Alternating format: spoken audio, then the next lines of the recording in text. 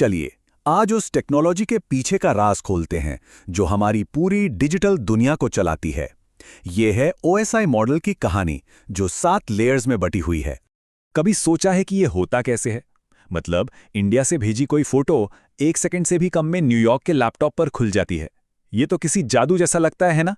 लेकिन सच बताऊं, ये कोई जादू नहीं है। इसके पीछे एक बहुत ही जीनियस सिस्टम काम करता है। और इसी सिस्टम के दिल में बसा है OSI मॉडल। इसको आप नेटवर्किंग की दुनिया का एक नक्शा या ब्लूप्रिंट समझ लीजिए। यही वो चीज़ है जो तय करती है कि कोई भी डिजिटल इंफॉर्मेशन एक डिवाइस से दूसरे डिवाइस तक सेफ और सही सलामत कैसे पहुंचेगी। अगर और आसान भाषा में कहूं तो ये ना दुनिया के सारे कंप्यूटिंग डिवाइसेस के लिए एक यूनिवर्सल लैंग्वेज, एक कॉमन भाषा की तरह है। और इसका सबसे बड़ा फायदा क्या है कि अलग-अलग कंपनियों के बनाए हुए हार्डवेयर और सॉफ्टवेयर भी एक दूसरे से आराम से बात कर पाते हैं। तभी तो एक एप्पल आईफोन से भेजा गया मैसेज किसी एंड्रॉयड फोन पर बिना किसी प्रॉब्लम के पहुंच जाता है। सब इसी की वजह से है। तो सवाल यह है कि आखिर ये पूरा सिस्टम काम कैसे करता है। चलिए एक डेटा के सफर पर चलते हैं और देखते हैं। इसे एक फैक्ट्री की असेंबली लाइन की तरह सोचिए, जहां हर लेयर का अपना एक खास और जरूरी काम है। तो होता क्या है?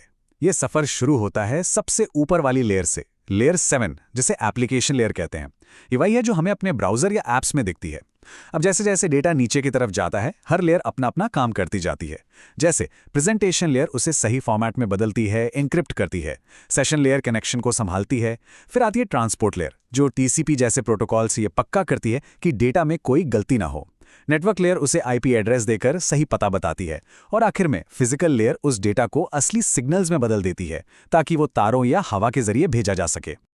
अब दिमाग में आ रहा होगा कि इन 7 लेयर्स को याद कैसे रखें, है ना? अरे चिंता की कोई बात नहीं, इसका एक बहुत मजेदार तरीका है। बस एक लाइन याद रखिए, please do not throw sausage pizza away. मजेदार है ना? हर शब्द का जो पहला अक्षर है वो एक लेयर का नाम है, लेकिन ध्यान रहे नीचे से ऊपर की तरफ। मतलब physical, data link, network, transport, session, presentation और एप्लीकेशन। हो गया ना याद? तो ठीक है, डेटा भेज तो दिया। अब जब अपनी मंजिल पर पहुंचता है तो उसे वापस जोड़ने का काम शुरू होता है। और यहां पूरी प्रोसेस अब उल्टी चलेगी। जो रिसीवर का डिवाइस है उस पर डेटा सबसे नीचे वाली यानी फिजिकल लेयर से एंटर करता है और फिर ऊपर की तरफ चढ़ना शुरू करता है। अब हर लेयर अपने हिस्से की जानकारी को हटाती जाती है, बिल्कुल वैसे ही जैसे कोई गिफ्ट खोल रहा हो, परत दर परत।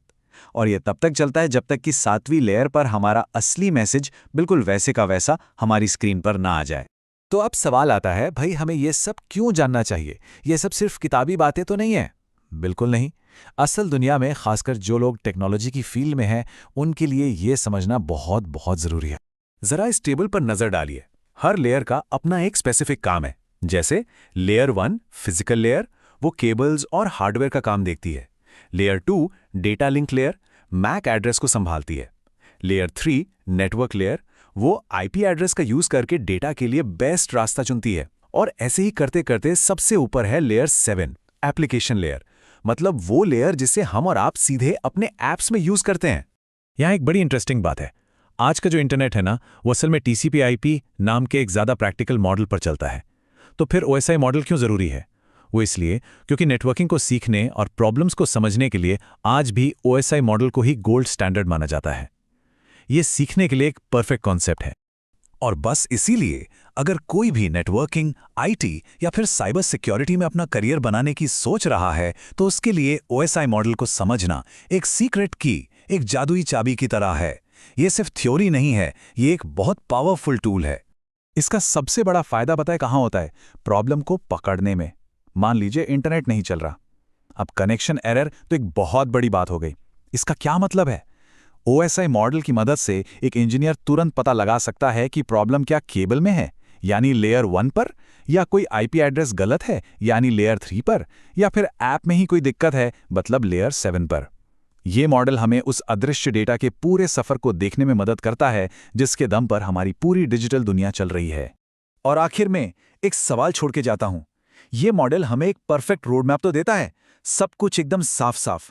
लेकिन जरा सोचिए, क्या होगा अगर इस 7 मंजिला इमारत की एक भी ईंट, मतलब एक भी लेयर फेल हो जाए, अपना काम करना बंद कर दे? बस